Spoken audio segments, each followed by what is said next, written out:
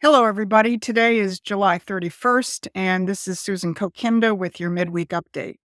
Today, I'm going to look at how the elites are already engaged in war games to stop Trump 47, should they fail to keep him from winning the presidency. Obviously, also what they're doing to try to keep him and J.D. Vance out of the White House, and how we outflank all of that. I want to encourage viewers to go to Promethean Action's website and sign up, because outflanking is what we are known for. Of course, the Biden and now Harris mantra being pushed endlessly against Donald Trump is that he is a threat to democracy. Well, let's see how that actually works from their side.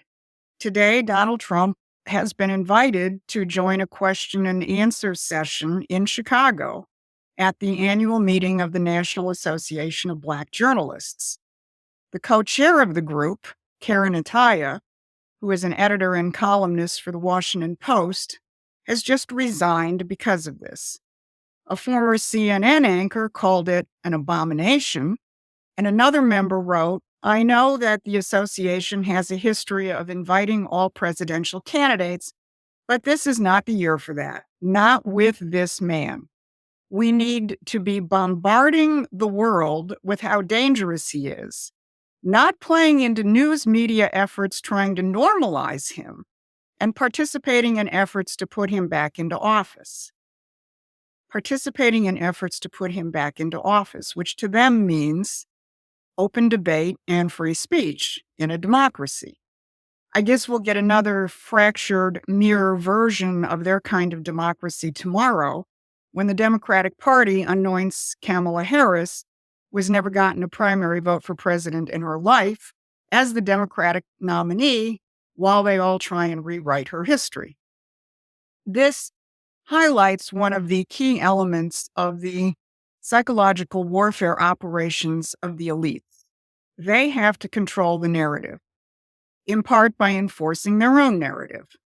As Barbara went through in the Monday brief, big tech like Google, Meta, ChatGPT are now essentially trying to erase the assassination attempt against Donald Trump, with not a little help from Christopher Wray, whose own FBI had to walk back Wray's claim that Trump may not have been hit by a bullet.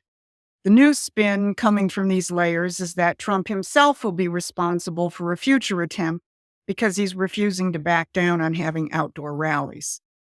Now, one key element of busting up that controlled narrative must be a serious investigation of the assassination attempt with committed and competent investigators. That's why we are calling for such an investigation to be headed by Kash Patel, who played an important role as an investigator when Devin Nunes's House Intelligence Committee was fighting back against Russiagate. And as we've stressed, the investigation has to go beyond just the events of Butler and look at the whole of society psyops assault. There's probably not much hope that the committee appointed by House Speaker Mike Johnson is going to do that.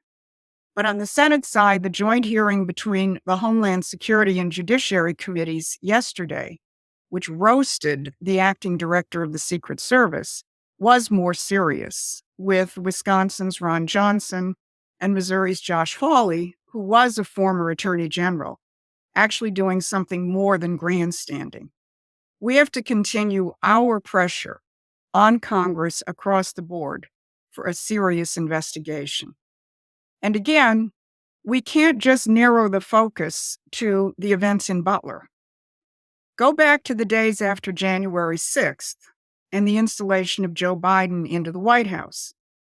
While too many were falling down every rabbit hole that was created concerning how the vote fraud was carried out, or Q-based theories about white hats reinstalling Donald Trump, we were reporting on how the elites had prepared for this all along with their whole of society psyops.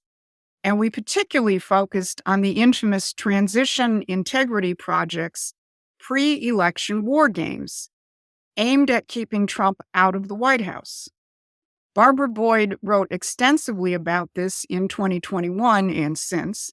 She documented who was behind it and how they planned to neutralize and eliminate an authoritarian would-be dictator with his white power extremist base post-election. In other words, the elites were way ahead of most Americans in their planning. Guess what? The same crowd has just conducted another set of war games, which has been reported on by both the London Guardian and Bulwark, both publications of which participated in some of the sessions. The Guardian, in its coverage, boasted that the earlier Transition Integrity Project imagined the then far-fetched idea that Trump might refuse to concede defeat, and by claiming widespread fraud in mail-in ballots, unleash dark forces culminating in violence. Every implausible detail of the simulations came to pass in the lead up to the U.S. Capitol attack on January 6th, says The Guardian. So this new set of war games, like the old, has gathered together never-Trumpers, Democrats, retired military and government officials, and policy wonks. And the London Guardian said, quote, they came with a mission: to wargame Trump acting out the most extreme authoritarian elements of his agenda and explore what could be done should he win in November to protect democracy in the face of possible abuses of power, unquote. Now, you can read the articles, which we'll link in the comments, but read them not to get freaked out, but rather from the standpoint that, okay, this is how the enemy is deployed, and it shouldn't surprise you since they did it before. How do we outflank it? Now, it's interesting. The Guardian concluded that participants came away from the simulations sobered by the experience. They found there were far fewer effective restraints at their disposal than they had expected. Parenthetically, perhaps our Constitution actually works. They concluded that the last resort, when all else fails, would probably be the power of public protest. Public opinion, mobilized by a powerful communications strategy, can help set boundaries on authoritarian behavior, they conclude. In other words, how many people can you still manipulate? Well, that brings me to the main topic. How do we outflank this? First, how do we ensure that Donald Trump and J.D. Vance get elected? And how do we ensure that they can govern? Let's take another step backward and look at how we didn't do that in the 2022 elections. Use Michigan, which is one of the 3 key blue wall swing states here in 2024, as a case study. Back in 2022, Republicans suffered a complete wipeout.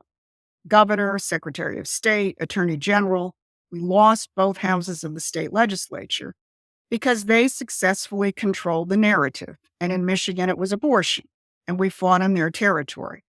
We actually had a female candidate for governor, who worked in her family's steel plant and had good ideas about the economy and manufacturing, and especially educating an industrial workforce.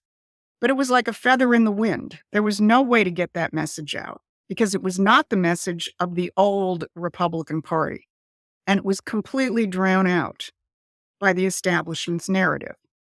Now, throughout 2022 and 2023, we hammered away at this: change the damn agenda. Don't fight on their territory. Force them onto the territory that you can control. That began to happen in early 2023, when Donald Trump launched his Agenda 47 policy videos, which have now become the core of the new Trump-authored 2024 Republican Party platform. Almost alone, our organization highlighted the importance of these policies because we saw that implicit in Agenda 47 was a new Republican Party and a political and economic revolution. That has now been concretized with the new platform and with the choice of J.D. Vance. We just put out a statement entitled A Promethean Guide to the 2024 Republican Party Platform, which also includes a link to the full platform. I cannot stress how important it is for every one of you out there watching this to read the statement and read the platform. This is our territory because it's reality. Trump, Vance, and the platform live in the world of real families struggling to survive. It is the real world where our future will be determined by our society being fruitful, multiplying, and exerting greater power over nature. This, by the way, is what J.D. Vance is really defending in his attacks on childless cat ladies. This will be done by increasing our actual productivity through investments in industry, infrastructure, and technology. The new platform declares that the Republican Party is the party of, quote, industry, manufacturing, industry, and workers, unquote. Not the party of Wall Street and neocons. And we lay this out in more detail in our new statement. Now, this means throwing overboard all the elements of the old Republican Party.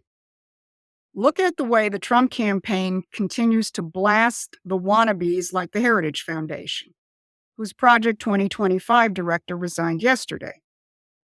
Trump campaign chairman Lasivita and Wiles put out yet another statement on this that said, quote, President Trump's campaign has been very clear for over a year that Project 2025 had nothing to do with the campaign.